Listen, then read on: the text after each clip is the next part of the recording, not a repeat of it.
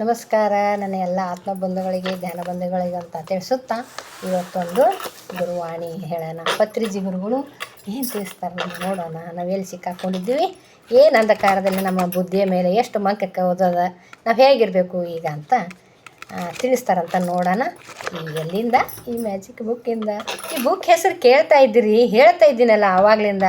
ಭಿನ್ನವಾಗಿ ಆಲೋಚಿಸೋ ಬುಕ್ ಐತಿದು. ಮೂಲ ಯಾರು ಲೇಖಕರು ಪ್ರಕೃತಿ ಉಮಾ ಮಹೇಶ್ವರ ಅದಾರ. ಅನುವಾದ ಸೂರನಾಗಲೆಂಬಿಕೆ ಮಾಡ್ಯಾರ. ಇದನ್ನ ಎಲ್ಲಿ ಸಿಗ್ತದ ಅಂತ ಕೇಳ್ತಾ ಇದ್ದೀರಿ. ಪಿರಮಿಡ್ ವ್ಯಾಲಿನಲ್ಲಿ ಸಿಗ್ತಾವ.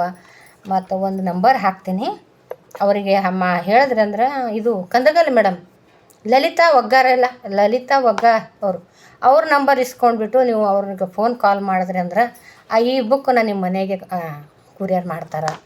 ದುಡ್ಡನ್ನು ಪೇ ಮಾಡಿದ್ರೆ ಅವ್ರು ನಿಮ್ಮ ಮನೆಗೆ ಬಂದು ತಲುಪ್ತದೆ. ಅಡ್ರೆಸ್ ಹಾಕಿದ್ರೆ ಅಂತ ಹೇಳೋಕ್ಕೆ ಇಷ್ಟಪಡ್ತೀನಿ. ಲಲಿತಾ ಒಗ್ಗಾರ್ ಅವರು ಬುಕ್ ಮಾರಾಟಗಾರರದಾರ, ಅವ್ರ ಹತ್ರ ಸಿಗ್ತಾವೆ. ಅವ್ರ ನಂಬರು ಬೇಕಿದ್ರೆ ನಿಮ್ಗೆ ತಿಳ್ಕೊಡ್ರಿ, ಇಲ್ದಿದ್ರೆ ನಾನೇ ಒಂದು ಸಾರಿ ಅವ್ರ ನಂಬರ್ ಕೂಡ ಶೇರ್ ಮಾಡ್ತೇನೆ. ಓಕೆ, ಲಲಿತಾ ಒಗ್ಗಾರ್ ನೋಡಿರಿ, ಕಂದಗಲ್ ಮೇಡಮ್, ಲಲಿತಾ ಕಂದಗಲ್ ಮೇಡಮ್. ಇದು ಯಾರು ನೀವು ಗೊತ್ತಿದ್ರೆ ಅಲ್ಲಿ ಅವ್ರು ಎಲ್ಲಿರ್ತಾರೆ ಅಂತಂದ್ರೆ ಹುಬ್ಳಿಲಿರಂಕ ಅಂತಾರೆ. ಅಲ್ಲಿ ಅವ್ರ ಹೆಸರು ಕೇಳ್ರಿ, ಅವ್ರ ನಂಬರ್ ಕೇಳ್ರಿ, ಯಾರು ಹೇಳ್ತಾರೆ. ಅಷ್ಟಕ್ಕೂ ಹೇಳ್ದಿದ್ರೆ ನಾನೇ ಒಂದು ಸಾರಿ ಲಲಿತಾ ಕಂದಗಲ್ ಮೇಡಮ್ ಅವ್ರ ನಂಬರ್ ಹೇಳ್ತೀನಿ. ಈಗ ಬರ್ಕೊಂಡು ಇಟ್ಕೊಂಡು ಹೇಳ್ತಿದ್ದೆ, ಇಲ್ಲ ಪರವಾಗಿಲ್ಲ, ಇನ್ನೊಂದು ಸಾರಿಗೆ ಇನ್ನೊಂದು ವಾಣಿ ಹೇಳ್ತೀನಲ್ಲ ಅವಾಗ ಮೊದಲೇ ಮೇಡಮ್ ಅವ್ರ ನಂಬರ್ ಹೇಳಿ ನಿಮ್ಗೆ ಸ್ಟಾರ್ಟ್ ಮಾಡೋಣ ಅಂತ ಹೇಳೋಕ್ಕೆ ಇಷ್ಟಪಡ್ತೀನಿ. ಈ ಬುಕ್ ಭಾಳ ಅದ್ಭುತ ಐತಲ್ಲ, ನಿಮಗೂ ಇಷ್ಟ ಆಯ್ತು ಅನ್ಕೋತೀನಲ್ಲ. ನನಗೂ ಭಾಳ ಇಷ್ಟ. ಸ್ವಾಧ್ಯಾಯ ಮಾಡ್ತಾ ಇದ್ದಂಗೆ ಒಂದು ಅಧ್ಯಾಯನ ತೊಗೊಂಡು ಸ್ವಾಧ್ಯಾಯ ಮಾಡ್ತಿದ್ದಾಗ ನನ್ನ ಅನುಭವಗಳು ಕೂಡ ಇದರಲ್ಲಿ ಆ್ಯಡ್ ಮಾಡ್ತೀನಿ. ಸ್ವಲ್ಪ ನನ್ನ ಅನುಭವಗಳೇನು ತಪ್ಪಾಗಿದ್ದರೂ ಆಗಿರ್ತಾವೆ, ನೋ ಪ್ರಾಬ್ಲಮ್. ಆದರೆ ಗುರುವಾಣಿ ಮಾತ್ರ ಕರೆಕ್ಟಾಗಿ ಓದಿ ಹೇಳ್ತಿರ್ತೀನಿ. ಅದು ನನಗೆ ಅನ್ವಯಿಸಿದಂಗೆ ಅನುಭವಗಳನ್ನು ಹೇಳ್ತೀನಿ. ಹೇಗೆ ಸಿಕ್ಕಾಕೊಂಡು ಏನು ಮಾಡಬೇಕು ಅಂತ ನನಗೆ ತಿಳಿಮಟ್ಟಿಗೆ ಅಷ್ಟೇ. ನಿಮಗೆ ಬೇರೆ ಬೇರೆ ತಿಳಿದಿರ್ತದೆ, ಇನ್ನೂ ಜಾಣರಿರ್ತಾರೆ, ಅವ್ರಿಗೆ ಬೇರೆ ಬೇರೆ ತಿಳಿದಿರ್ತೈತಿ. ಇದು ನನ್ನ ತಿಳುವಳಿಕೆ ಮಟ್ಟದ ಪ್ರಕಾರ ನಾನು ತಿಳಿಸ್ತೀನಿ ಅಂತ ಹೇಳೋಕ್ಕೆ ಇಷ್ಟಪಡ್ತೇನೆ. ಎಸ್, ಹಾಗೂ ಹೀಗೂ ನನ್ನನ್ನೆಲ್ಲರೂ ಕೂಡ ಒಪ್ಕೊಂಡ್ಬಿಟ್ಟಿರಿ. ಹೇಗೆ ಹೇಳಿದ್ರು ಚೆಂದ ಹೇಳ್ತೀರಿ ಮೇಡಮ್, ಒಳ್ಳೇದಾಗ್ತದೆ, ಚೆನ್ನಾಗಿರ್ತಾವೆ, ಒಳ್ಳೆಯ ಸಂದೇಶಗಳಿರ್ತಾವೆ ಅಂತ ಕಮೆಂಟ್ ತುಂಬ ಮಾಡ್ತೀರಿ ಮತ್ತು ಹಾಗೆ ಫೋನ್ ಮಾಡ್ತೀರಿ. ಥ್ಯಾಂಕ್ ಯು ಹೇಳ್ತೀನಿ ಈ ಥರ ಸಪೋರ್ಟ್ ಮಾಡಿದ್ದಕ್ಕೆ.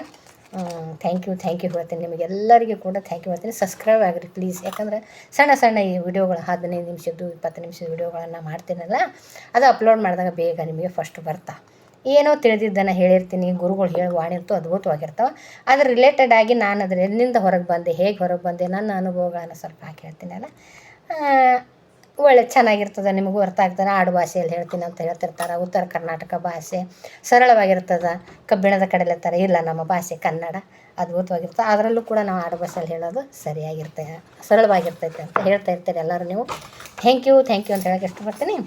ಇವತ್ತೊಂದು ಯಾವುದು ಬಂತು ನೋಡೋಣ. ನೋಡ್ರಿ, ನಮಗೆ ಏನು ಬೇಕು ಅದೇ ಬಂದಿರ್ತೈತಿ. ನಾವು ಹೆಂಗಿರ್ಬೇಕು ನಾವು ಹೆಂಗಿರ್ಬೇಕಂತ ಇವತ್ತು ಹೇಳ್ತಾರೆ. ಬಂತು ಒಂದು ಏನು ಕತೆ ನೋಡೋಣ. ಏನಿದು? ಭಯಪಡುತ್ತಾ ಇದ್ದರೆ ಭಯವು ಹುಟ್ಟುತ್ತಲೇ ಇರುತ್ತದೆ, ನೆನಪಿಟ್ಟುಕೊಳ್ಳಿ. ಇದ್ರ ಹೇಳಿನೇನು ಮಾಡಿನ ಗೊತ್ತಿಲ್ಲ, ಹೇಳಿಲ್ಲ ಅನ್ಕೋತೀನಿ, ಹೊಸದೇ ಐತಿದು. ಏನು ಪರವಾಗಿಲ್ಲ, ನೋಡೋಣ. ಭಯ ಪಡುತ್ತಾ ಇದ್ರೆ ಭಯ ಹುಟ್ಟುತ್ತಲೇ ಇರ್ತೈತಿ. ಹುಟ್ಟುತ್ತಲೇ ಅಲ್ಲ, ಮತ್ತು ಭಯ ಬಿದ್ದೋನು ಮತ್ತೆ ಹುಟ್ಟುತ್ತೈತಿ ಅಂತ ತಿಳಿಸ್ತಾರೆ. ಅದ್ರ ಇದು ಏನು ಹೇಳ್ತಾರೆ ತಿಳಿಸ್ತಾರೆ, ವಿವರಣೆ ಏನು ಮಾಡ್ಯಾರ ಗುರುಗಳು ನೋಡೋಣ. ಭಯ ಎನ್ನುವುದು ಒಂದು ರೀತಿಯ ವ್ಯಾಧಿ ಇದ್ದಂತೆ.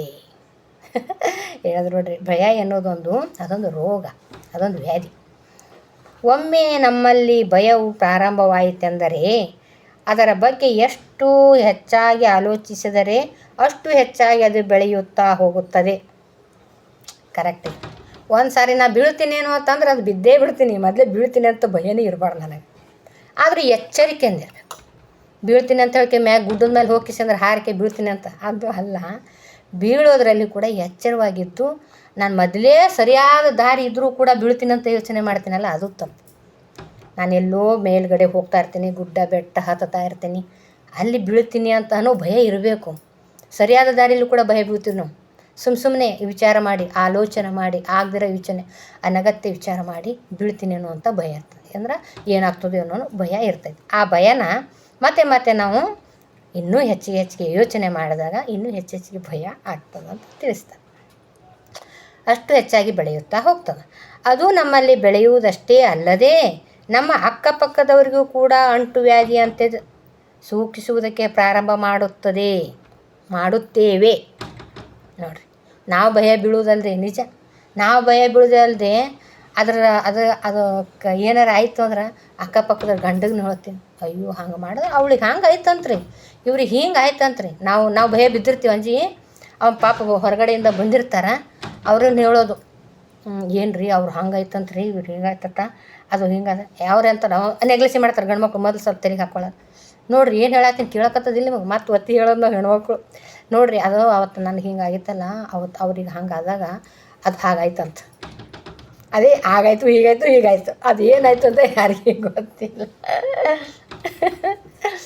ಆಗಿರೋದನ್ನು ಉಪ್ಪು ಖಾರ ಹಚ್ಚಿ ಸ್ವಲ್ಪ ಹೆಚ್ಚಿಗೆ ಮಾಡಿ ಅವ್ರ ಪರವಾಗಿಲ್ಲ ಹೋಲ್ಬಿಡು ಏನೋ ನೋಡೋಣ ಅಂತ ಒಂದು ಸ್ವಲ್ಪ ಲೈಟಾಗಿ ತೊಗೊಂಡಿದ್ರೆ ನಾವು 1 ಉದಾಹರಣೆ 2 ಉದಾಹರಣೆ 3 ಉದಾಹರಣೆ ಕೊಟ್ಟು ಅವ್ರನ್ನ ಇನ್ನೊಂಚೂರು ಭಯ ಬರ್ತೀವಿ. ಅದು ಇನ್ನೇನತ್ತದ, ಪಕ್ಕದಲ್ಲಿರೋರು ಕೂಡ ಆ ವ್ಯಾಧಿ ನಾವು ಶುರು ಮಾಡ್ತೀವಿ. ಹೆದರ್ತಾರೆ, ಅವ್ರು ಮುಂದೆ ಹೋಗ್ಲಿಕ್ಕೆ ಹೆದರ್ತಾರೆ. ಹಿಂಗೆ ನಾವು ಭಯ ಬೀಳೋದಲ್ಲಿ ಅಕ್ಕಪಕ್ಕದವರು ಕೂಡ ಭಯ ಬೀಳಿಸ್ತೀವಿ ನಾವು. ಯಾಕಂದ್ರೆ ನಾವು ಭಯ ಬಿದ್ದು 108 ಯೋಚನೆ ಮಾಡಿರ್ತೀವಲ್ಲ, ಆ ಯೋಚನೆಗಳನ್ನ ಅವ್ರಿಗೆ ಏನು ಯೋಚನೆ ಇರಲಾರ್ದವ್ರಿಗೆ ತುಂಬುತ್ತೀವಿ. ಆ ತುಂಬಿದ್ದಕ್ಕೆ ಏನು ಮಾಡ್ತದೆ, ಹೌದು ಇದ್ದಿರ್ಬೇಕು, ಯಾಕಂದ್ರೆ ಈಗಿನ ಕೇಳ್ಯಾಳಂದ್ರೆ ಅವ್ರಿಗೆ ಹೇಳ್ಯಾಳಂದ್ರೆ ಗೊತ್ತಿದ್ದಿರ್ಬೇಕು ಅವ್ರಿಗೆ ಅಂತ ತಿಳ್ಕೊಂಡು ಪಾಪ ಅವ್ರು ಏನು ಮಾಡ್ತಾರೆ, ಹೌದಾ ಹಿಂಗಾಯ್ತಾ ಹಂಗಾಯ್ತಾ ನೋಡುವ ಹ್ಯಾಂಗೆ ಮಾಡೋದು ನೋಡು. ಈಗ ಮಾಡಕ್ಕೆ ಹೋಗೋ ಒಂದು ಗಂಡ್ಮಕ್ಳು ಏನೋ ಒಂದು ರೀತಿಯ ಗಟ್ಟಿದಾರೆ ಮಾಡಕ್ಕೆ ಅವ್ರು ಹೇಳಿ ನಮ್ಮ ಮಾತೇನು ಕೇಳ್ತೀರಿ ನೀವು, ಹಂಗಾಗ್ಯದ ತಿಳಿದ್ರು ಕೂಡ ಮಾಡಕ್ಕೆ ಮುಂದೆ ನಿಂದಿರ್ತೀರಿ, ನಿಮ್ಗೆ ಅಂಜಿಕೆನೇ ಇಲ್ಲ. ಹಾಗಾದ್ರೆ ಏನಾರ ಆತ ಸಾಲ ಮಾಡಿ ಏನು ಮಾಡ್ತೀರಿ, ಮನೆ ಮಾಡಿ ಕಟ್ಟಿ ಏನು ಮಾಡ್ತೀರಿ, ಅದು ಮಾಡಿ ಅದು ನಮ್ಮದು ಆಯ್ತು. ನಮ್ಮಂಗೆ ಕೇಳಿದ್ರಂದ್ರೆ ಪಾಡ ಓಕೆ, ನಮ್ಮ ಮಾತು ಕೇಳಿಲ್ಲ ಅಂದ್ರೆ ಅದು ಹೇಳಿದ್ರು ಕೇಳಿದಿಲ್ಲ, ನೀವು ಮಾಡಿದ್ರೆ ಕೇಳಿಲ್ಲನ, ಹಂಗಾಯ್ತು ಹಿಂಗಾಯ್ತು. ಹೆಣ್ಮಕ್ಳು ಶುರು ಮಾಡ್ತಿದ್ದು ದರ್ಬಾರ್. ಅಪ್ಪ ದೇವರೇ, ಈ ಹೆಣ್ಮಕ್ಳು ದರ್ಬಾರ್ ಮಾಡೋದು ನೋಡೋದು ನನಗೆ ನಗು ಬರ್ತದೆ. ನಾನು ಮಾಡ್ತಿರ್ತೀನಲ್ಲ, ಅದಕ್ಕೆ ನಾವು ಮಾಡೋದನ್ನು ಇಲ್ಲಿ ಬಂದವ, ಅದು ಅನುಭವನೇ ಅಲ್ಲ, ಅದು ಹೇಳಕ್ಕೆ ಅನುಕೂಲ ಆಗ್ಬಿಡ್ತು. ಅಕ್ಕಪಕ್ಕದವರು ಕೂಡ ಅಂಟು ವ್ಯಾಧಿ ಅಂತ ಅವರಿಗೂ ಒಂದು ಅದೇ ಭಯದ ರೋಗನ ಹರಡಿಸಿಬಿಡ್ತೇವೆ, ಪ್ರಾರಂಭ ಆಗಿಬಿಡ್ತವೆ. ಎಷ್ಟು ಹೆಚ್ಚಾಗಿ ಇದನ್ನು ನಮ್ಮಲ್ಲಿ ಮತ್ತು ಅಕ್ಕಪಕ್ಕದವರಲ್ಲಿ ಬೆಳೆಸುತ್ತಾ ಹೋಗುತ್ತೇವೋ ಅಷ್ಟರ ಮಟ್ಟಿಗೆ ಈ ಭಯವು ನಮ್ಮ ಜೀವನ ಭಯಂಕರವಾಗಿ ತಯಾರು ಮಾಡಬಾರ್ದ. ಮತ್ತು ಇಂಥ ಭಯ ಹೋಗ್ಸೋದು ತಯಾರು ಮಾಡ್ಲಾರ ಇನ್ನೇನಾಗ್ತದೆ. ಪಾಪ ಅವ್ರು ಚಲೋ ಇದ್ದವರಿಗೆ ಮಕ್ಕಳಿಗೆ ಏನು ಗೊತ್ತಾ, ಸಣ್ಣವ್ರು ಇರ್ತಾವೆ, ಚಿಕ್ಕವ್ರು ಇರ್ತಾರೆ, ಹಿರಿಯರಂತ ತಾಯಿ ತಂದೆ ಅಂತ ಹೇಳಕ್ಕೆ ರೆಸ್ಪೆಕ್ಟ್ ಕೊಟ್ಟು ಅವರು ತಾಯಿ ತಂದೆ ಹೇಳಿ ಮತ್ತೆ ಕೇಳ್ತಿರ್ತಾರೆ. ನಾವು ಅದೇ ಮುಂದೆ ಅಲ್ಲಿಗೆ ಹೋದೆ ಅಂದ್ರೆ ಆ ಪಾಠ ತೊಗೊಂಡೆ ಅಂದ್ರೆ ನಿನಗೆ ಹೆಂಗೆ ಬರ್ತೈತೆ, ಅದು ಭಾಳ ಡಿಫಿಕಲ್ಟ್ ಐತೆ, ಅದು ಓದೋರು ಅವ್ರು ಇರ್ತಾರೆ. ನಾವು ಭಯ ಬಿದ್ದು ಏನು ಮಾಡ್ತೀವಿ, ಅಯ್ಯೋ ಅದು ಭಾಳ ಬಿರಿ ಇರ್ತೈತೆ, ಅದು ಬರಲಿಕ್ಕಿಲ್ಲ ನೋಡಿ ನಿನಗೆ, ಅದೇ ನೀನು ಓದೇನು ಮಾಡೇನು ನೋಡಿ, ಆ ಪಾರ ಅದು ಓದ್ತತ್ತ ನಮ್ಮ ಒತ್ತಾಯಕ್ಕೆ ಮಾಡಿದ್ರತ್ತ ಅದು ಫೇಲ್ ಆಯ್ತತ್ ನೋಡಿ. ಹಂಗಾಯ್ತು ಹಿಂಗಾಯ್ತು ಅಂದ್ರೆ ಮತ್ತೆ ಆ ಹುಡುಗರು ಮಾಡೋ ಕಾನ್ಫಿಡೆಂಟ್ ಇನ್ನೊಂದು ಚೂರು ಕಳೆದು ಬಿಡ್ತೀವಿ ನಾವು. ಓದೋ ಹುಡುಗರಿಗೆಲ್ಲ ಹೌದಾ ಹಂಗಾಯ್ತಾ ಅವ್ರು ಅದು ಮಾಡಿದವ್ರು ಹಂಗಾಗ್ಯಾರ ಅಂತೇಳಿ ಅವಕ್ಕೂ ಭಯ ಬಿದ್ದುಬಿಡ್ತದೆ. ಹಂಗೆ ಮಕ್ಳಿಗೆ ಕೂಡ ಭಯ ಬಿದ್ದು ಅವಕ್ಕೂ ಕೂಡ ಹಿಂದೆ ಹಾಕಿಬಿಡ್ತೇವೆ, ಮುಂದೆ ಹೋಗುವ ಹೆಜ್ಜೆನ ಹಿಂದೆ ಹಾಕಿಸ್ಬಿಡ್ತೇವೆ. ನಮ್ಮ ಭಯಂಕರವಾಗಿರ್ತವೆ. ಮತ್ತು ಆಮೇಲೆ ಭಯಂಕರನೂ ಆಗ್ತದೆ, ಯಾಕೋ ಯಾವ ಕೆಲಸಗಳು ಯೋಚನೆ ಮಾಡಿ ಜಗಳ ಆಗ್ತಾವೆ. ಆಮೇಲೆ ನಾವೊಂದು ಹೇಳು ನೀವೊಂದು ಹೇಳೋ ಕೇಳಿ ಮಾಡಿ ಭಯ ಆಗ್ತಾವೆ. ಬಿಡು ನಾನು ಏನೋ ಭಯ ಬಿದ್ದು ಆ ಕೆಲಸ ಮಾಡಲಿಲ್ಲ ಅಂದ್ರೆ ಮನೆಯವ್ರ ಕಡೆಯಿಂದ ಮಾಡಿಸ್ಲಿಲ್ಲ ಅಂದ್ರೆ ಅದು ಒಂದೊಂದು ಭಯದಲ್ಲಿನೂ ಕೂಡ ಒಂದೊಂದು ಕೆಲಸ ಮಾಡಬೇಕಾಗಿರ್ತದೆ, ಅನಿವಾರ್ಯಕ್ಕಾಗಿ ಕೆಲಸ ಮಾಡಬೇಕಾಗಿರ್ತದೆ, ಅನಿವಾರ್ಯವಾಗಿರ್ತಾವೆ. ಆ ಅನಿವಾರ್ಯ ಕೆಲಸನ ಸ್ವಲ್ಪ ಗಟ್ಟಿ ಧೈರ್ಯದಿಂದ ಮಾಡಬೇಕಾಗ್ತದೆ. ಈ ಸದ್ ನೋಡಿ ಕಿಡ್ನಿ ಹಾಕ್ಕೊಳ್ಳೋಕೆ ಭಯ ಇತ್ತು, ಗಟ್ಟಿ ಧೈರ್ಯ ಮಾಡಿ ನನಗೆ 100 ಮಂದಿ ಹೇಳಿದ್ರು ಹಂಗಾತವ್ರಿ ಹಿಂಗಾತ ಅವ್ರು ಹೇಳೋದಲ್ಲದೆ ನನಗೆ ಮೊದಲೇ ಭಯ ಇತ್ತು, ಕಿಡ್ನಿ ಹಾಕ್ಕೊಂಡವ್ರು ಬದುಕಲ್ಲ ಅಂತ. ಯಾಕೆ ಕೇಳಿನೇ, ಇದು ಸಂಗ್ರಹಣೆ ಮೂಲಕ ನಾವು ಸ್ವಂತ ಏನೂ ಗೊತ್ತಿಲ್ಲ. ಎಲ್ಲೋ ಒಬ್ರು 20 ಕಿಡ್ನಿ ಹಾಕ್ಕೊಂಡವ್ರು ಇನ್ನೂ 30 ವರ್ಷದಿಂದ ಆರಾಮದಾರ. ಅಂಥವು ಭಾಳ ಕಿವಿ ಬೀಳೋದಿಲ್ಲ. ಯಾರೋ ಒಬ್ಬರು ಡಯಾಲಿಸಿಸ್ ಮಾಡ್ಕೊಳಕ್ಕೆ ಹೋದವರು, ಮತ್ತು ಫೇಲ್ ಆದವರು, ಕಿಡ್ನಿ ಹಾಕ್ಕೊಂಡು ಹೈರಾಣ ಆದವರು, ಇಂಥವು ಯಾವರಿದ್ದು ಅಂತ. ಯಾಕೆ ನೆಗೆಟಿವ್ನೇ ಹೆಚ್ಚಿಗೆ ಆಕರ್ಷಣೆ ಮಾಡ್ತೀವಲ್ಲ ನಾವು, ಹೆಚ್ಚಿಗೆ ಅದನ್ನೇ ಆಕರ್ಷಣೆ ಮಾಡ್ತೀವಿ. ಒಳ್ಳೆಯದನ್ನು ಆಕರ್ಷಣೆ ಮಾಡೋಕ್ಕೆ ಎಲ್ಲಿರ್ತೈತೆ ನಮ್ಗೆ? 9 ಚಲೋ ಇದ್ದರೂ ಒಂದೇ ಕೆಟ್ಟದ್ದನ್ನೇ ಹೆಚ್ಚಿಗೆ ನಾವು ವಿಚಾರ ಮಾಡ್ತಿರ್ತೇವೆ. 9 ಒಳ್ಳೆಯ ವಿಚಾರ ಮಾಡೋಕ್ಕೆ ಹೋಗಲ್ಲ, ವಿಚಾರ ಮಾಡಲ್ಲ. ನೋಡಿರಿ ಮನುಷ್ಯನ ಗುಣ ಅದು. ಎಲ್ಲರೂ ನಾನೇ ಅಂತಲ್ಲ, ಎಲ್ಲರೂ ಕೂಡ ಹಾಗಾಗಿ ಅವ್ರದ್ದು ಹಂಗಾಯ್ತತ್ತೆ ಹಿಂಗಾಯ್ತತ್ತೆ ಭಯ ಬಿದ್ದು ಏನು ಮಾಡ್ತೀವಿ ನಾವು, ಭಯ ಬಿದ್ದು ಇನ್ನೊಂಚೂರು ಭಯಂಕರ ಆಗಿಬಿಡ್ತದೆ. ಏನೋ ಆಗಿ ಗಟ್ಟಿ ಧೈರ್ಯ ಮಾಡಿ ಮುಂದೆ ಹೋಗಿ ಏನೋ ಕೆಲಸ ಮಾಡಿದೆ ಅಂದ್ರೆ ಅವು ಕೆಲಸ ಸಕ್ಸಸ್ ಆಗೇ ಆಗ್ತಾವೆ. ಅಂಜಿಬಿಟ್ಟು ಹಿಂಗೆ ಕೂತೇವಂದ್ರೆ ಅವು ಅನಿವಾರ್ಯ ಇರ್ತಾವೆ, ಒಂದೊಂದು ಕೆಲಸ ಮಾಡಲೇಬೇಕಾಗಿರ್ತೈತಿ, ಗಟ್ಟಿ ಧೈರ್ಯ ಮಾಡಲೇಬೇಕಾಗ್ತದೆ. ಅಲ್ಲಿ ಭಯ ಭಯನ ಒತ್ತಿ ಇಟ್ಟು ಮಾಡಬೇಕಾಗ್ತದೆ. ನಾವು ಅನಿವಾರ್ಯ ಇರ್ತವೆ, ತುಂಬ ಅನಿವಾರ್ಯ ಇರ್ತಾವೆ. ಅಂಥವು ಕೂಡ ಅಂಥದ್ರಾಗ ಭಯ ಬಿಡ್ಲಾರ ಕರ್ಮಿದ್ದ ಕೆಲಸಗಳು ಭಯ ಇಲ್ಲದೆ ಮಾಡ್ತಾ ಹೋಗಬೇಕು. ಏನಾಗೋದು ದೇವರು ಗುರುಗಳು ಮಾಡ್ತಾಯಿರ್ತಾರೆ. ಅತಿಯಾಗಿ ಭಯ ಬಿದ್ದು ಎಲ್ಲದಕ್ಕೂ ಸರಳವಾಗಿರೋದಕ್ಕೂ ಭಯ ಬೀಳಬಾರ್ದು. ತುಂಬ ಡಿಫಿಕಲ್ಟ್ ಇತ್ತಂದ್ರೆ ಏನೋ ಚೂರು ಅಂದರೆ ಹೆದರಬೇಕು. ನಾನು ಗಟ್ಟಿದ್ದೀನಿ ಅಂಥೇಳಿ ನನಗೇನು ಆಗೋದು ಬಿಡು, ನಾನು ಧ್ಯಾನ ಮಾಡ್ತೀನಿ, ನಾನು ಭಾಳ ಆರಾಮಿದ್ದೀನಿ ಅಂತೇಳಿ ಈಗ ಬಸ್ ಬರ್ಬೇಕಾದ್ರೆ ಅಡ್ಡ ಹೋದ್ನಿ ಅಂದ್ರೆ ಇಂಥದಕ್ಕೆಲ್ಲ ಭಯ ಇರಬೇಕು, ಇಂಥದಕ್ಕೆ ಭಯ ಇರಬೇಕು. ನಾನು ಗಟ್ಟಿ ಧ್ಯಾನ ಮಾಡ್ತೀನಿ, ನನಗೇನು ಮಾಡ್ತಾರೆ ಗುರುಗಳು, ಕಾಯೋರು ಅದಾರ ಅವರು ಅಂಥೇಳಿ ಹಿಂಗೆ ಹೊರಟ್ನಿ ಅಂದ್ರೆ ದಡ್ತನ ಅಲ್ಲ ಇದು.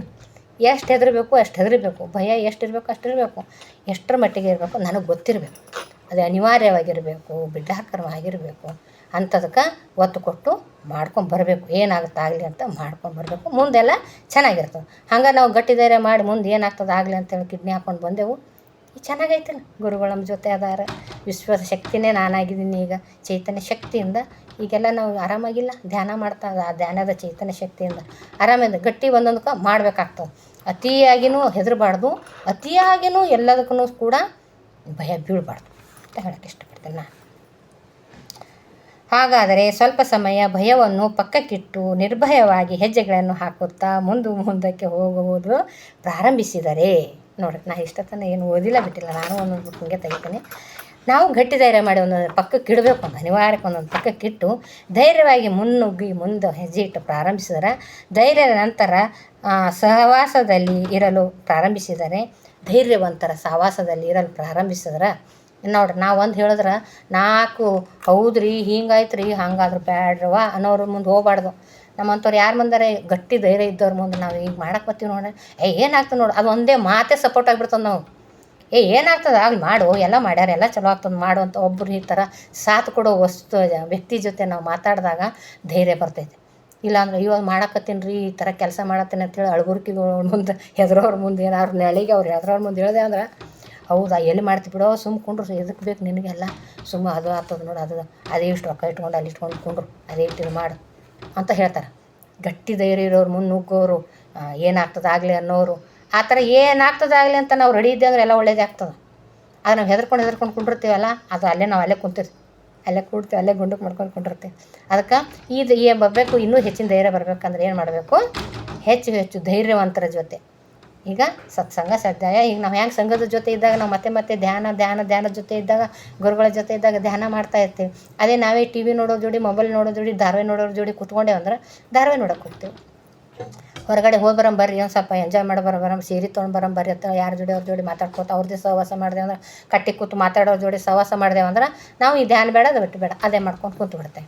ಅದಕ್ಕೆ ಯಾವಾಗಲೂ ಏನು ಮಾಡಬೇಕು, ನಾನು ಮಾಡುವ ಕೆಲಸದಲ್ಲಿ ಎಷ್ಟು ಕರೆಕ್ಟಾಗದ, ಸರಿ ಐತಿ, ಅದು ದಾರಿ ಸರಿ ಐತಾ ಇಲ್ಲ, ನಾನು ಸಮಯ ವೇಸ್ಟ್ ಮಾಡಾಕತ್ತೀನೇನು, ಎಷ್ಟು ಎದಕ್ಕಾಗಿ ಸಮಯನ ಹಾಳು ಮಾಡಾಕತ್ತೀನಿ ಅಂತ ನನಗೆ ಗೊತ್ತಿರಬೇಕು.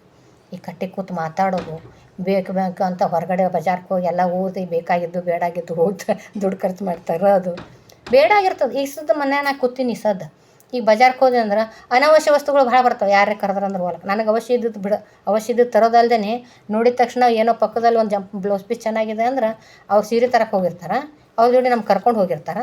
ಅವ್ರ ಜೋಡಿ ನಮಗೇನು ಜಂಪರ್ ಹರ್ಕತ್ತೆ ಆಗಿರೋ ಬ್ಲೌಸ್ ಹರ್ಕತ್ತೆ ಅವಶ್ಯಕತೆ ಇರೋದಿಲ್ಲ, ಯಾಕಂದ್ರೆ ಅವ್ರ ಜೋಡಿ ಸೀರೆ ತರಕ್ಕೆ ಹೋಗಿರ್ತೀವಲ್ಲ. ನಾವು ನೋಡಿದ್ವಿ, ನಾವು ಇಟ್ಟು ಇದೊಂದು ಚಂದ ಸೀರೆ ಅಂತ ಅಂದ್ವಿ, ಒಂದು ಬ್ಲೌಸ್ ಪೀಸ್ ರೊಕ್ಕ ಭಾಳ ಇದ್ದಿಲ್ಲ ಅಂದ್ರೆ ಒಂದು ಬ್ಲೌಸ್ ಪೀಸ್, ಯಾಕಂದ್ರೆ ಅವ್ರು ಸೀರೆ ತರಕ್ಕೆ ಹೋಗಿರ್ತಾರೆ, ನಾವು ಒಂದು ಸುಮ್ಮ ಒಂದು 200-300 ತೊಗೊಂಡು ಹೋಗಿದ್ವಿ ಅಂದ್ರೆ ಅಷ್ಟು ಸೀರೆ ರೊಕ್ಕ ಇರಲಿಲ್ಲ ಅಂದ್ರೆ ಭಾಳ ಒಂದು ಜಂಪರ್ ಪೀಸರ ತೊಗೊಂಬರ್ತೀವಿ. ಅವಶ್ಯ ಇರಲ್ಲ, ಯಾಕಂದ್ರೆ ಚಂದ ಕಾಂತ ಮನಸ್ಸು ಆಕರ್ಷಣೆ ಆಗಿಬಿಡ್ತೈತೆ. ಯಾಕಂದ್ರೆ ಅವಶ್ಯಕತೆ ಬಿಟ್ಟು ಹೆಚ್ಚಿಗೆ ಅನವಶ್ಯ ಮಾಡೋದೇ ಮನುಷ್ಯನ ಕೆಲಸ. ಅವಶ್ಯಕತೆ ಇದ್ದು ಕೆಲಸ ಮಾಡಿದ್ರೆ ಸಮಯ ಭಾಳ ಉಳಿತೈತಿ. ಧ್ಯಾನ ಮಾಡೋಕ್ಕೆ ಸಮಯ ಇಲ್ಲ ಅಂತ ಹೇಳ್ತಾರೆ. ಅವಶ್ಯಕತೆ ಇದ್ದಿದ್ದಷ್ಟು ಕೆಲಸ ಮಾಡಿದ್ರೆ ಸಮಯದ ಧ್ಯಾನಕ್ಕೆ 24 ಗಂಟೆದಾಗ ಅವಶ್ಯಕತೆ ಇದ್ದ ಕೆಲಸ ಬರೀ ಒಂದು 4 ತಾಸು ಇರ್ತಾವೆ ಅಷ್ಟೇ. ಬಟ್ಟೆ ಪಾತ್ರೆ ಊಟ ಉಪಚಾರ ಅಡುಗೆ ಮಾಡೋದು ಭಾಳ ಸಮಯ ಕಡಿಮೆ, ಭಾಳ ಸಮಯ ಒಂದು 2-3 ಅವರ್ ಆದ್ರೆ ಸಾಕಾಗ್ತದೆ ನಮಗೆ. ನಾವು ವೇಸ್ಟ್ ಸಮಯ ಟಿ ವಿ ನೋಡ್ತೀವಿ, ಮೊಬೈಲ್ ನೋಡ್ತೀವಿ, ಯಾರ ಜೊತೆ ಬಂದಾಗ ಕಟ್ಟಿ ಕೂತು ಮಾತಾಡ್ತೀವಿ, ಇಲ್ಲಾಂದ್ರೆ ಮನ್ಕೊಳ್ಳಂಡು ಬರೀ ಹೊಳ್ತಾ ಆಲೋಚನೆ ಮಾಡ್ತೀವಿ. ಇಂಥವೆಲ್ಲ ಸಮಯ ವೇಸ್ಟ್ ಮಾಡ್ತೀವಿ. ಇದೇ ಸಮಯ ಭಾಳ ಹಿಡಿತೈತಿ, ಅಡುಗೆ ಮಾಡ್ಕೊಂಡು ಉಣ್ಣಕ್ಕೆ ಭಾಳ ಸಮಯ ಕಮ್ಮಿ ಇರ್ತದೆ. ಬೇಕಾದ್ರೆ 1 ಗಂಟೆ ಅಡುಗೆ ಒಲೆ ಮುಂದೆ ನಿಂತು ನೋಡಿರಿ, 1 ಗಂಟೆದಲ್ಲಿ ಅಡುಗೆ ಎಷ್ಟೇನ ಅಡುಗೆ ಮಾಡ್ಬೋದು. 5 ಮಂದಿ ಅಡುಗೆ ಮಾಡ್ಬೋದು 1 ಗಂಟೆ ಒಳಗೆ. 1 ಬೈ 1 ಪಲ್ಯ, ಅನ್ನ, ಸಾರು, ಚಪಾತಿ, ರೊಟ್ಟಿ, ಪಲ್ಯ ಏನು ಮಾಡ್ತೀರಿ ಮಾಡಿ 1 ಗಂಟೆನಲ್ಲಿ. ಭಾಳ 1.5 ಗಂಟೆ 2 ಗಂಟೆ ತೊಗೊರಿ. ಇಷ್ಟಾದ್ರೆ ಇನ್ನೇನು ಇರ್ತೈತಿ, 3 ಹೊತ್ತಿನ ಅಡುಗೆ ಆಗ್ತದೆ ಅದು ಅಷ್ಟು ಮಾಡೋದು. ಒಂದಷ್ಟು ಬಟ್ಟೆ ಪಾತ್ರೆ ನೆಲ ಒರೆಸೋದು, ಗಡ ಗುಡಿಸೋದು, ಇದಕ್ಕೊಂದು ತಾಸು ಹಿಡೀರಿ. ಒಂದು ಮಾಡಲ್ಲ ನಾವು ಇಟ್ಕೊಂಡು ಮನ್ಕೊಂಡು ಬಟ್ಟೆ ಅದಾವ ಅನ್ನೋದು, ಪಾತ್ರೆ ಅದಾವ ಅನ್ನೋದು, ಹಿಂಗೆ ಯೋಚನೆ ಮಾಡಿ ಆ ಎನರ್ಜಿನ ಹಾಳು ಮಾಡ್ಕೊತೇವೆ. ಮಾಡೋರು 1 ಗಂಟೆದೊಳಗೆ ಎಲ್ಲ ಕೆಲಸ ಮಾಡಿ ಧ್ಯಾನಕ್ಕೆ ಭಾಳ ಟೈಮ್ ಸಿಗ್ತದಿನ. ಭಾಳ ಅದ್ಭುತವಾದ ಎಷ್ಟು ಸಮಯ ಸಿಗ್ತದಂದ್ರೆ ಧ್ಯಾನ ಮಾಡಕ್ಕೆ ಕೂತ್ರೆ ಅಷ್ಟು ಸಮಯ ಕೂತ್ರೆ ಅವಶ್ಯ ಇದ್ದದ್ದು ಕೆಲಸ ಮಾಡಬೇಕು, ಅನವಶ್ಯ ಕೆಲಸ ಬಿಟ್ರೆ ತುಂಬ ಫ್ರೀ ಆಗಿರ್ತೀವಿ, ಫುಲ್ಲು ಫ್ರೀ ಅಂತ ನಾನು ಹಾಗೆ ಫುಲ್ಲು ಫ್ರೀನೇ ಇರ್ತೀನಿ ನೋಡಿರಿ. ಬೆಳಿಗ್ಗೆ 9 ಗಂಟೆ ಅಷ್ಟಿಗೆ ಎಲ್ಲ ಕೆಲಸ ಮಾಡೀನಿ, 3 ಹೊತ್ತು ಈಗ 2 ಹೊತ್ತು ಊಟ ಮಾಡೀನಿ, ಬುತ್ತಿ ಕಟ್ಟೀನಿ, ಮನೆ ಕ್ಲೀನ್ ಅದಾವ, ಬಟ್ಟೆ ಪಾತ್ರೆ ಅದೊಂದು 5 ನಿಮಿಷದ 10 ನಿಮಿಷದ್ದು ಆಯಿತು ಮಾಡೋದು. ಖಾಲಿನೇ ಹೀಗೆ ಸ್ವಾಧ್ಯಾಯ ಮಾಡೋದು, ಪಾಠ ಓದೋದು, ಗುರುಗಳ ಕ್ಲಾಸ್ ಕೇಳೋದು, ಧ್ಯಾನ ಮಾಡೋದು, ಬಂದವರು ಯಾವ್ದಾರು ವ್ಯಾಪಾರ ಐತಿ ವ್ಯಾಪಾರಕ್ಕೆ ಅವ್ರದ್ದಿಷ್ಟು ವ್ಯಾಪಾರ ಮಾಡೋದು.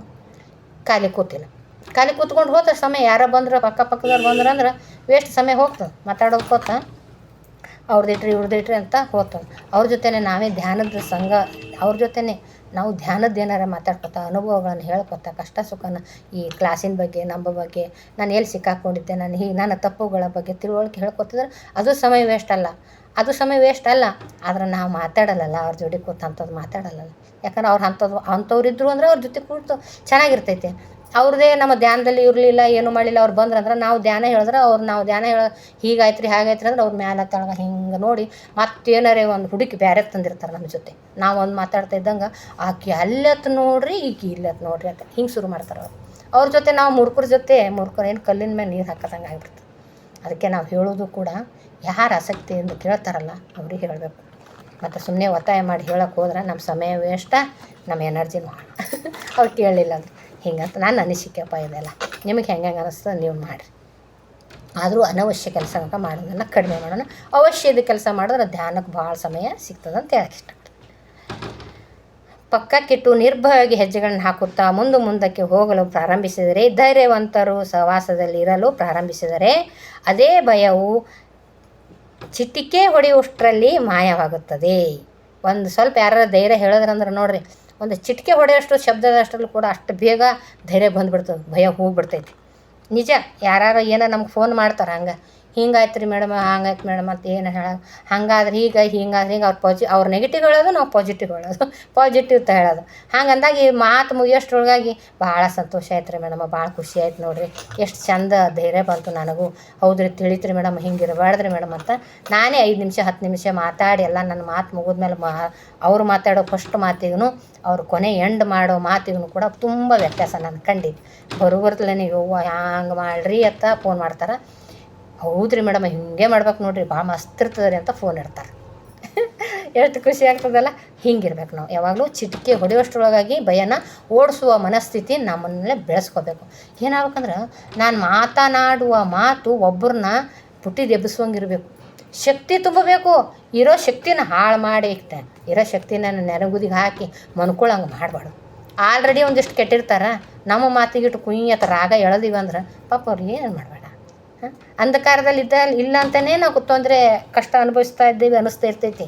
ಕ್ವಶನ್ ಬರೋವು ಈ ಅಂಧಕಾರ ಇದ್ದಕ್ಕೆ. ಜ್ಞಾನವಂತರಾದೇವು ಅಂದ್ರೆ ಜ್ಞಾನ ಬಂತು ಅಂದ್ರೆ ಅದು ಕಷ್ಟ ಅನಿಸೋದೇ ಇಲ್ಲ. ಹಾಗಾಗಿ ನಾವು ಪ್ರತಿಯೊಂದು ಆಡುವ ಮಾತು ಇನ್ನೊಬ್ಬರಿಗೆ ಶಕ್ತಿಯುತವಾಗಿರಬೇಕು, ಪುಷ್ಟಿಯುತವಾಗಿರಬೇಕು, ಚೈತನ್ಯಭರಿತರಾಗಿರಬೇಕು. ನಮ್ಮ ಮಾತು ಕೇಳಿದ ತಕ್ಷಣ ನಡಿ ಹೌದು ಮಸ್ತಾಗ್ತದೆ ನೋಡಿ ಹಿಂಗೆ ಅನ್ಬೇಕು ಅವ್ರು. ಹಂಗೆ ಮಾತಾಡ್ಬೇಕು ನಾವು. ಅದು ಯಾವಾಗ ಬರ್ತದಂದ್ರೆ ಸಹವಾಸ ಸಂಘ ನಮ್ಮ ಒಳ್ಳೆಯವ್ರ ಸಂಘ ಇದ್ದಾಗ ಮಾತು ಗುರುಗಳ ಜ್ಞಾನ ಈ ಗುರುಗಳ ಪಾಠಗಳು ಕೇಳ್ತಾ ಇದ್ದಾಗ ಬರ್ತಾವೆ, ಮಾಯವಾಗುತ್ತವೆ. ತದನಂತರ ನಗು ಬರುತ್ತದೆ, ಆಮೇಲೆ ನಗು ಬರ್ತೈತಿ. ಈ ಪ್ರಪಂಚದಲ್ಲಿ ಅತಿ ಹೆಚ್ಚಾಗಿ ನಾವು ಭಯ ಪಡಬೇಕಾದ ವಿಷಯ ಏನೆಂದರೆ ಭಯದ ಕುರಿತಾಗಿ ಭಯವೇ ನಮ್ಮನ್ನು ಭಯಪಡುವಂತೆ ಮಾಡುತ್ತದೆ. ಭಯದ ಕುರಿತಾಗಿ ಭಯವೇ ನಮ್ಮನ್ನು ಭಯಪಡಿಸುವಂತೆ ಮಾಡುತ್ತದೆ, ನೆನಪಿಟ್ಟುಕೊಳ್ಳಿ ಅಂತ. ಭಯ ತೊಗೊಂಡಿವಿ ಅಂದ್ರೆ ಅದು ಭಯನೇ ಇನ್ನೂ ಹೆಚ್ಚೆಚ್ಚಿಗೆ ಭಯನ ನಮ್ಮನ್ನು ಹೆಚ್ಚೆಚ್ಚು ಆಕರ್ಷಣೆ ಮಾಡಿ ಹೆಚ್ಚೆಚ್ಚಿಗೆ ಮಾಡಿ ನಮ್ಮನ್ನು ಭಯಪಡುವಂಥ ಮಾಡ್ತದಂತ ತಿಳಿಸ್ತಾರೆ ಗುರುಗಳು. ಅದಕ್ಕೆ ಅಂಜಿಕೆ ಬತ್ತು ಅಂದ್ರೆ ಹೆದರಿಕೆ ಆಯ್ತದೆ, ಇಲ್ಲ ಅನ್ನಲ್ಲ. ಪ್ರತಿಯೊಂದಕ್ಕೂ ಆಗಲ್ಲ, ಒಂದೊಂದು ಹೆದರಿಕೆ ಆಗ್ತದೆ. ಅದ್ರ ಹಿಂದೆ ಮುಂದೆ ಸುತ್ತ ಮುತ್ತ ನೋಡಬೇಕು. ಹೆದರಿಕೆ ಯಾಕಾಗಲಿಕ್ಕತ್ತು, ಅದಕ್ಕೆ ಏನು ಕಾರಣ, ಈ ಹೆದರಿಕೆ ಹೋಗ್ಬೇಕಾದ್ರೆ ನಾನು ಏನು ಮಾಡಬೇಕು ಅದೆಲ್ಲ ನಾನು ತಿಳ್ಕೊಬೇಕು. ಅಂಜಿಕೆ ಬರ್ಲಕ್ಕ ಇವಾಗ ಸ್ಮಶಾನಕ್ಕೆ ಹೋದ್ರೆ ಅಂಜಿಕೆ ಬರ್ತದಂದ್ರೆ ಯಾಕೆ ಸ್ಮಶಾನಕ್ಕೆ ಹೋದ್ರೆ ಅಂಜಿಕೆ ಬರ್ತದೆ ಯಾಕೆ ಗೊತ್ತಾಗ್ತದೆ ನಮಗೆ? ಯಾಕೆ ಅಂಜಿಕೆ ಬರ್ತದೆ? ಸ್ಮಶಾನಕ್ಕೆ ಹೋದ್ರೆ ಅಲ್ಲಿ ಹೆಣಗಳೆಲ್ಲ ಹೂತಿರ್ತಾರೆ, ನಾವು ನೋಡಿರ್ತೀವಿ, ಒಂದು ಮನುಷ್ಯನೇ ಒಯ್ದು ಇಟ್ಟಿರ್ತಾರೆ, ಭಯ ಬೀಳ್ತದೆ. ಭಯ ಅದಕ್ಕೆ ಅಂಜಿಕೆ ಬರ್ತದೆ ಅಲ್ಲ. ಹಿಂಗೆ ಭಯ ಯಾಕೆ ಬರ್ತದೆ, ಎದಕ್ಕೆ ಬರ್ಲಕ್ಕತ್ತದ ಅಂತ ಇದು ಸ್ಮಶಾನ ಭಯ, ಇವೆಲ್ಲ ಸಣ್ಣ ಇವು ಭಯ ಬೇರೆ. ನಾನು ಇಲ್ಲಿ ಮುಂದೆ ಒಂದು ಕೆಲಸ ಮಾಡ್ತೀನಿ ಅಂದ್ರೆ ಅವು ಭಯ ಬರ್ತಾವೆ. ನಾನು ಏನೋ ಒಂದು ಇವು ಜೂಮ್ನಲ್ಲಿ ಮಾತಾಡ್ಬೇಕಂದ್ರೆ ಭಯ. ಯಾಕೆ ಭಯ? ಜೂಮಲ್ಲಿ ಮಾತಾಡೋಕ್ಕೆ ನನ್ನ ಅನುಭವ ನಾನು ಸತ್ಯವಾಗಿದ್ದಂದ್ರೆ ಕರೆಕ್ಟಾಗಿ ಇತ್ತಂದ್ರೆ ಅನಿಸಿಕೆಗಳನ್ನು ಹೇಳ್ಕೊಬೋದು, ಕೇಳ್ಬೋದು. ನಾವು ಇನ್ನೊಬ್ರು ಏನಾರು ಅಂತಾರೇನೋ ಅವ್ರು ಕಂಪ್ಯಾರಿಸನ್ ಮಾಡಿ ಇವ್ರು ಕಂಪ್ಯಾರಿಸನ್ ಮಾಡಿ ನಾನು ಅವ್ರಿಗಿಂತ ಚಂದ ಹೇಳಕ್ಕೆ ಬರ್ತದೆ ಇಲ್ಲ ನನಗೆ. ಅವ್ರು ಯಾರು ಏನ್ರಿ ಅಂದ್ರೆ ಯಾರು ಏನು ಅಂತಾರೆ, ಯಾರಿಗೇನೋ ಅದನ್ನು ಹೇಳಕ್ಕೆ ಬರೋದಿಲ್ಲ, ಅದನ್ನು ಜೀವನ ಮಾಡೋಕ್ಕೆ ಬರೋದಿಲ್ಲ. ಅವರಿಗೆ ನಮ್ಮ ಜೀವನ ರೂಪಿಸ್ತಾರೆ. ನಾವಿವಾಗ ಅಣ್ಣ ತಮ್ಮ ನನಗೆ ಆರಾಮಿಲ್ಲ ಅಂದ್ರೆ ಮಾತಾಡ್ಸೋಕೆ ಬರಲಿಲ್ಲ, ನನ್ನ ಮನೆ ಸಂಸಾರದಲ್ಲಿ ಹ್ಯಾಂಗಿದ್ದಿ ತಂಗಿ ಅಂತ ಕೇಳಲ್ಲ ಅಂತ ನಾವು ಈ ಥರ ತವ್ರ ಮನೆಯವ್ರ ಮೇಲೆ ದೂಷಣೆ ಮಾಡ್ತೀವಿ. ನಾ ದೂಷಣೆ ಮಾಡೋಕ್ಕಿಂತ ಮುಂಚೆ ಇನ್ನು ಎಲ್ಲ ಹೆಣ್ಮಕ್ಳಿಗೆ ಒಂದು ಟಿಪ್ಸ್ ಇವತ್ತು ನನ್ನ ಕಡೆಯಿಂದ ಏನು ಹೇಳ್ತೀನಿ ಅಂದ್ರೆ, ನನ್ನ ಅಣ್ತಮ್ಮರು ಅಕ್ಕತಂಗಿಯರು ಅವು ಯಾರು ನನ್ನ ತವ್ರ ಮನೆಯವರು ಬಂದು ನನಗೆ ಸಮಾಧಾನ ಮಾಡಲಿಲ್ಲ, ನನ್ನ ಸಂಸಾರನ ಹೀಗೆ ಆಗಕ್ಕತ್ತದಂತ ಒಂದು ಚೂರು ಏನು ಕೇಳಲಿಲ್ಲ, ಈ ನನಗೆ ಕಷ್ಟ ಅಂದ್ರೆ ನೀವು ಅವ್ರು ಆಗಲಿಲ್ಲ ಅನ್ನೋರು, ನಾನೇ ಅಂತ ತಿಳ್ಕೊಡ್ರಿ ಅನ್ನೋರು ಮೊದಲು ಏನು ಮಾಡಬೇಕು, ನನ್ನ ಕಷ್ಟಕ್ಕಿಂತ ಅವ್ರು ಹೇಗೆ ಜೀವಿಸ್ಲಕತ್ತಾರಂತ ನೋಡಬೇಕು. ಅವರು ಹೇಗೆ ಜೀವಿಸ್ತಾ ಇದ್ದಾರೆ, ಆ ಕಷ್ಟ ಅವ್ರಿಗೂ ಐತೆ, ಕಷ್ಟದಿಂದ ಪಾರಾಗಕ್ಕೆ ಏನು ಮಾಡತ್ತಾರ, ಎಷ್ಟು ದುಡ್ಡು ಗಳಿಸೋಕೆ ಜಾಣ್ತನ ಐತೆ ಅವ್ರ ಬಳಿ, ಅವ್ರು ಎಷ್ಟು ಪ್ರೀತಿ ವಿಶ್ವಾಸದಿಂದ ಇದ್ದಾರೆ, ಅವರಿಗೆ ಅವ್ರದ್ದೇ ಆದ ಅವ್ರ ಜೀವನನ ಸರಿಯಾಗಿ ಮಾಡಕತ್ತಾರ ಅಂತ ಮೊದಲು ಅದನ್ನು ನೋಡ್ಬೇಕು ನಾವು. ಅವ್ರದ್ದೇ ಆದ ಜೀವನದಾನೇ ಮಾಡೋಕ್ಕಾಗದಿರೋರು, ಚೆನ್ನಾಗಿ ಜೀವನ ಮಾಡೋಕ್ಕಾಗದಿರೋರು ನಮ್ಮ ಜೀವನದಾಗ ಬಂದು ಹೆಂಗೆ ಸರಿ ಮಾಡೋಕ್ಕಾಗ್ತದೆ? ಜಾಣ್ರಿದ್ರೆ ತಾನೇ ಒಂದು ಪ್ರಶ್ನೆಗೆ ಉತ್ತರ ಜಾಣ್ರಲ್ಲಿ ಹೋಗಿ ಕೇಳಬೇಕಿಲ್ಲ ನಾವು. ಇವಾಗ ನನ್ನ ಪ್ರಶ್ನೆ ಹುಟ್ಟ್ಯದ ಅಂದಮೇಲೆ ಒಬ್ಬರು ಜಾಣ್ರಿಗೆ ಹೋಗಿ ಪ್ರಶ್ನೆ ಕೇಳಿದ್ರೆ ಅವ್ರು ಉತ್ತರ ಹೇಳ್ತಾರೆ. ಜಾಣ್ರು ಯಾರತ್ ನಾ ಕೇಳಬೇಕಿಲ್ಲ, ಎಲ್ಲರೂ ಹೋಗಿ ರೋಡ್ನಾಗ ಹೋಗೋರಿಗೆ ಆ ಪ್ರಶ್ನೆ ಉತ್ತರ ಕೇಳಿದ್ನಿ ಅಂದ್ರೆ ಅವ್ರು ಹೇಳ್ತಾರೆ ನಾ ಪ್ರಶ್ನೆಗೆ ಉತ್ತರ. ಯಾರೇ ಅಧ್ಯಾಪಕರಿಗೆ ಗುರುಗಳಿಗೆ ಹೋಗಿ ಕೇಳಿದ್ರೆ ಪ್ರಶ್ನೆ ಹೇಳ್ತಾರೆ. ನಾನು ಅದು ಯಾಕೆ ನನ್ನಲ್ಲಿ ಏನು ತಿಳುವಳಿಕೆ ಬೇಕಲ್ಲಿ ಆ ಪ್ರಶ್ನೆ ಯಾರಿಗೆ ಕೇಳಿದ್ರೆ ಎಷ್ಟರ ಮಟ್ಟಿಗೆ ಉತ್ತರ ಹೇಳ್ತಾರಂತ ನನ್ನಲ್ಲಿ ತಿಳುವಳಿಕೆ ಇರಬೇಕು. ಈಗ ನನ್ನ ಜೀವನಕ್ಕೆ ಅವ್ರು ಬಂದು ನೋಡಿಲ್ಲ ಮಾಡಿಲ್ಲ ಅಂಥೇಳಿ ಹೆಣ್ಮಕ್ಳು ಭಾಳ ಗೋಳಾಡ್ತೀವಲ್ಲ, ಏನು ಕೇಳಲಿಲ್ಲ, ಆರಾಮಿದ್ರೇನಂತ ಕೇಳಲಿಲ್ಲ, ನನ್ನ ಸಂಸಾರ ಎಲ್ಲಿಗೆ ಬಂತು ಅಂತ ಕೇಳಲಿಲ್ಲ ಅಂತ ಕೇಳೋ ಹೆಣ್ಣು ಮಕ್ಕಳು ಅವ್ರ ಜೀವನನ ಅವ್ರು ಹೇಗೆ ನಡೆಸ್ತಾ ಇದ್ದಾರೆ ಅಂತ ನೀವು ತರ್ಕ ಮಾಡಿರಿ. ಚೆನ್ನಾಗದಾರ ಮಕ್ಕಳ ಜೋಡಿ, ಚೆನ್ನಾಗದಾರ, ಇಲ್ಲಿವರೆಗೆ ಜೀವನದಾಗ ಎಷ್ಟು ಸಾಲ ಮಾಡ್ಕೊಂಡ್ರ, ಎಷ್ಟು ಗಳಿಸಿದ್ರ, ಜನರ ಜೊತೆ ಹೆಂಗದಾರ, ಅವ್ರ ಮನೆ ಪರಿಸ್ಥಿತಿ ಏನೈತಿ ಅಂತ ಇದ್ದು ಅವ್ರಿಗೆ ಸಜೆಷನ್ನ ನಮ್ಮದನ್ನು ಕೇಳಿಲ್ಲ ಅಂತ ಚಿಂತೆ ಮಾಡೋಣ. ಅವ್ರದ್ದೇ ಸಾಕಾಗಿ ಹರಿದು ಹಳ್ಳಾಗಿರ್ತೈತಿ, ನಮ್ಮದಕ್ಕೆ ಹೆಂಗೆ ಉತ್ತರ ಕೊಡಕ್ಕೆ ಬರ್ತಾರ ಅವರು? ನಮಗೆ ಹೆಂಗೆ ಆಸರಾಗಕ್ಕಾಗ್ತಾರ? ಇದನ್ನು ಮನಸ್ಸಿನಲ್ಲಿ ಇಟ್ಕೊಡ್ರಿ. ಮೇಲೆ ಹೆಣ್ಮಕ್ಳು ಎಲ್ಲರೂ ಗಟ್ಟಿಗರಾಗ್ರಿ. ನಾವು ಚಲೋ ಇದ್ರೆ ನಮ್ಗೆ ಏನಾರು ಆಗಿತ್ತಂದ್ರೆ ಅವ್ರು ಬರ್ಬೇಕಂದ್ರೆ ಅವರು ಜೀವನ ನೆಟ್ಟಿಗಿರಬೇಕು. ಅವಾಗ ನಮ್ಮ ಜೀವನ ನೆಟ್ಟಗೆ ಮಾಡ್ಲಿಕ್ಕೆ ಬರ್ತಾರೆ. ಅವ್ರು ನೆಟ್ಟಗೆ ಮಾಡೋಂಥ ಬುದ್ಧಿ ಇರ್ತದೆ. ಏನಾರು ಹೇಳೋದು ಕೇಳಿದ್ರೆ ಎಷ್ಟು ಚಲೋ ಆಗ್ತದೆ. ಅವರೇ ಹಾಳು ಬಿದ್ದು ಹೋಗೋತ್ನ ನಮ್ಮ ಜೀವನ ಏನು ನೆಟ್ಟಗೆ ಮಾಡ್ತಾರೆ ಅವರು? ಅದಕ್ಕಾಗಿ ನಾವು ತವ್ರ ಮನೆ ಕಡೆ ಹೆಣ್ಣು ಮಕ್ಕಳು ಚೆನ್ನಾಗಿದ್ದರೆ ಸಪೋರ್ಟ್ ತೊಗೋಬೇಕು, ಹೇಳಬೇಕು, ಕೇಳಬೇಕು. ಅವ್ರದ್ದೇ ಹಾಳು ಹರಿಯಾತಿತ್ತಂದ್ರೆ ನನಗೆ ಬರಲಿಲ್ಲಲ್ಲ, ಹಣ್ಣು ಬರಲಿಲ್ಲ, ಅವು ಬರಲಿಲ್ಲ, ತಾವು ಬರಲಿಲ್ಲ ಅನ್ನಬಾರ್ದು. ಯಾಕಂದ್ರೆ ಅವ್ರಿಗೆ ಬಂದು ನಿಭಾಯಿಸುವ ಶಕ್ತಿ, ನಮ್ಮ ಮನೆ ನಿಭಾಯಿಸುವ ಬುದ್ಧಿ ಹೇಳುವ ಶಕ್ತಿ ಅವರಲ್ಲಿ ಇರೋದಿಲ್ಲ. ಅಂತೆಲ್ಲ ಇರೋದಿಲ್ಲ ಅಂದ್ರೆ ಅಲ್ಯಾಕೆ ಪ್ರಶ್ನೆ ಕೇಳಕ್ಕೆ ಹೋಗ್ಬೇಕು ನಾವು? ಬರೋದಿಲ್ಲ ಚಿಂತೆ ಯಾಕೆ ಮಾಡ್ಬೇಕು, ಮಾನಸಿಕ ಯಾಕೆ ಮಾಡ್ಕೋಬೇಕು? ಹೆಣ್ಮಕ್ಳಾದವ್ರು ನಾವು ಈ ಮಾನಸಿಕತೆಯಿಂದ ಹೊರಗೆ ಬನ್ನಿರಿ. ಯಾರಾದರೂ ತವ್ರ ಮನೆ ಕಡೆಯಿಂದ ಏನಾರು ತೊಂದರೆಗೆ ಈಡಾಗಿದ್ರಿ ಅಂದ್ರೆ ಇದರಿಂದ ಈ ಥರ ವಿಚಾರ ಮಾಡಿಬಿಟ್ಟು ಹೊರಗೆ ಬಂದು ಆರೋಗ್ಯ ಆನಂದ ಕಂಡುಕೊಡಿ. ನಾವು ಅವ್ರಿಗಿಂತ ಹೆಚ್ಚಿನ ಪ್ರೀತಿ ಪ್ರೇಮ ಕೊಡೋರು ನಮ್ಮ ಮನೆಯೊಳಗೆ ಇರ್ತಾರೆ. ಅವ್ರು ಎಂದಾರ ತವ್ರ ಮನೆ ಅಂತೀವಿ, ಇಲ್ಲ ಅನ್ನಲ್ಲಿ ಇರಬೇಕು. ಅದು ತಂದೆ ತಾಯಿ ಇರುತ್ತಾನ ತವ್ರ ಮನೆ. ತಂದೆ ತಾಯಿ ಇದ್ರೂ ಕೂಡ, ಅಣ್ಣ ತಮ್ಮರು ಇದ್ದರೂ ಕೂಡ ತುಂಬ ಹಚ್ಕೊಂಡು ಬಿಟ್ಟಿರ್ತಾರೆ ಎಲ್ಲರೂ ಕೂಡ. ಅದಕ್ಕೆ ಅದು ಅವ್ರಿಗಿಂತ ಹೆಚ್ಚಿಗೆ ಹಚ್ಚಿಕೊಳ್ಳೋರು ನಮ್ಮ ಮನೇಲಿ ಇರ್ತಾರೆ. ಜೀವ ಕೊಡೋರು ಇರ್ತಾರೆ, ಗಂಡು ಇರ್ತಾರೆ. ಪ್ರತಿದಿನ ನಮ್ಮನ್ನು ಊಟ ತಿಂಡಿ ರೊಕ್ಕ ರೂಪಾಯಿ ಹಾಕು ತೆಗಿಯೋದು ಎಲ್ಲನೂ ಕೂಡ ಅವ್ರು ಹೆಚ್ಚಾಗಿ ಮಾಡಲ್ಲ, ನಮ್ಮ ಮನೆಯಲ್ಲಿರೋರು ನಮ್ಮ ಗಂಡಂದಿರು ಮಾಡ್ತಾರೆ, ನಮ್ಮ ಮಕ್ಕಳು ಮಾಡ್ತಾರೆ. ಅವ್ರ ಮುಂದೆ ಏನಾಗ್ತದೆ ಗೊತ್ತೇನ? ಇವ್ರು ಮಾಡೋರೆಲ್ಲ ಮಾಡೋದು ಈ ತ್ಯಾಗ ಮಾಡಿ ದುಡ್ದೆಲ್ಲ ತಂದು ತಿನ್ನಾಕೆ ತರ್ತಾರೆ. ಬರ್ಬೇಕಾದ್ರೆ ಹೊರಗಡೆಯಿಂದ ಎಷ್ಟೊಂದು ತಿಂಡಿ ತರ್ತಾರೆ. ಬೇಕಾಗಿರೋದೆಲ್ಲ ದುಡ್ಡು ಬೇಕಾಗಿ ಕೊಡ್ತಿರ್ತಾರೆ. ಏನು ಬೇಕು ಎಲ್ಲ ನಮಗೆ ಬೇಕು ಬೇಡಗಳನ್ನೆಲ್ಲ ಈಡೇರಿಸ್ತಿರ್ತಾರೆ. ಅವ್ರದ್ದು ಯೋಚನೆ ಮಾಡಿ ಚಿಂತೆ ಮಾಡಿ ಏನಾರ ನಾವು ಗೊಂದಲು ಮಾಡ್ಕೊಂಡು ಚಿಂತೆ ಮಾಡಿ ನಾವು ಹುಷಾರು ತಪ್ಪಿಸ್ಕೊಂಡೆ ಅಂದ್ರೆ ನಾವು ಏನು ಮಾಡ್ತೀವಿ ಅಂದ್ರೆ ಅನ್ಯಾಯ ಮಾಡ್ದಂಗೆ ಆಗ್ತದೆ, ಮೋಸ ಮಾಡ್ದಂಗೆ ಆಗ್ತದೆ. ಯಾಕಂದರೆ ಇಲ್ಲಿ ಒಳ್ಳೆಯ ರೀತಿಯಿಂದ ಜೀವನನ ನಮ್ಮನ್ನು ನಡೆಸೋರನ್ನ ಬಿಟ್ಟು ಇವ್ರ ಬೆಲೆನ ಅವ್ರ ಮುಂದೆ ಮಾರಾಟ ಮಾಡಿಬಿಡ್ತೀವಿ ನಾವು. ಏನೂ ಕೆಲಸಕ್ಕೆ ಬರಲಾರ್ದವ್ರು ಎರಡು ಪ್ರೀತಿಯಿಂದ ತಂಗಿ ಅಂದಮೇಲೆ ಮುಗಿದೇ ಹೋಯ್ತೇನ? ಆರಾಮಿದೆಯವ? ಹ್ಞೂ ಆರಾಮಿರು, ನೀ ಚಂದಿರು, ಚಲೋ ಇರು ಅಂದು ಒಂದೆರಡು ಮಾತಾಡೋಣ ನಾವು ಹಂಗೆ ಆರಾಮಾಗೇ ಬಿಡ್ತೀವೇನು? ಅದಕ್ಕೆ ಊಟದ ಉಪಚಾರದ ತೆಗೆಯೋದ ಹಾಕೋದ ಮಾಡೋರು ಯಾರಿದೆಲ್ಲ ಗಂಡ ಮನೆ ಮಕ್ಕಳು. ನಮ್ಮ ಮನೆಯಲ್ಲಿ ಅಂಥ ಅದ್ಭುತವಾದ ಶ್ರೇಷ್ಠವಾದ ವ್ಯಕ್ತಿಗಳನ್ನು ಬಿಟ್ಟು ಯಾರ್ಯಾರ್ದೋ ಬೆನ್ನು ಹತ್ತಿ ಏನು ಮಾಡ್ತೀವಿ? ಇವ್ರ ಮನೆಯಲ್ಲಿರೋರ ಬೆಲೆನ ಅವ್ರ ಮುಂದೆ ಹರಾಜು ಹಾಕ್ತೀವಿ ನಾವು. ಇದನ್ನು ಹೆಣ್ಮಕ್ಳು ಅರ್ಥ ಮಾಡ್ಕೊಳ್ರಿ, ಗಂಡಂದಿರನ್ನ ಅರೀರಿ ಎಷ್ಟು ಪ್ರೀತಿ ಮಾಡ್ತಾರೆ ನಮ್ಮನ್ನು ಅಂತೇಳಿ. ಎಲ್ಲ ಪ್ರತಿಯೊಂದು ಕೂಡ ನಮ್ಮ ಜೊತೆಗೆ ಎಲ್ಲನೂ ದುಡ್ಡು ಕೊಡಕ್ಕೆ ರೆಡಿ ಇರ್ತಾರೆ. ಮತ್ತು ಅಯ್ಯ ಅದಕ್ಕೆ ಅಂಜಿಯೋ ಬೇಕೋ ಪ್ರೀತಿಗೋ ಪ್ರೇಮಕ್ಕೋ ನನ್ನ ಮನೆ ಸಂಸಾರ ಅಲ್ಲ ಅಂತ ತಿಳ್ಕೊಂಡು ಎಲ್ಲದಕ್ಕೂ ಸಪೋರ್ಟ್ ಮಾಡೋರು ಯಾರು? ನಮ್ಮ ಮನೆಯಲ್ಲಿರುವ ನಮ್ಮ ಜನರು, ನಮ್ಮ ವ್ಯಕ್ತಿಗಳು, ನಮ್ಮ ಮನೆಯಲ್ಲಿರೋರು. ಬೇರೆಯವ್ರು ಯಾರ ಸಂಸಾರ ಯಾರು ಎತ್ತಿ ಹಿಡಿಯೋಕ್ಕಾಗಲ್ಲ. ನಮ್ಮ ಮನೆಯಲ್ಲಿರೋರನ್ನ ಬೆಲೆ ಕೊಡೋಣ ಮೊದಲು, ಆಮೇಲೆ ನೆಕ್ಸ್ಟ್ ಎರಡನೇದವ್ರನ್ನ ಬೆಲೆ ಕೊಡೋಣ ಅಂತ ಹೇಳೋಕ್ಕೆ ಇಷ್ಟಪಡ್ತೀನಿ. Thank you. Yes, okay.